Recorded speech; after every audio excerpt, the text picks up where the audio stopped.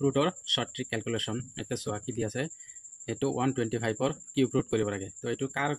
cube root হ'ব প্ৰথমতে এটো কি কৰিবা 1 প্লাস এটো 2 প্লাস 5 গটেখিনি যোগ কৰাৰ পিছত কিমান হ'ব 3 আৰু 5 8 আৰু এই তিনিটো যে আছে ইয়াৰ পৰা মাইনাস কৰি দিম মাইনাস কৰি দিলে কি হ'ব 5 8 পৰা 3 5 3 গেলে 5 এটো হ'ব ইয়াৰ आंसर 5 কিউব কৰিলে এইখিনি হ'ব ঠিক আছে আৰু এটো 216 216 এর লগত এটো ছয়কে 2 পূরণ এই 2 যোগ 1 যোগ 6 যোগ করিলে 2 আর 1 3 আর 6 9 আর এই 3 মাইনাস করে দিয়া মাইনাস করিলে 6 কিউব ঠিক আছে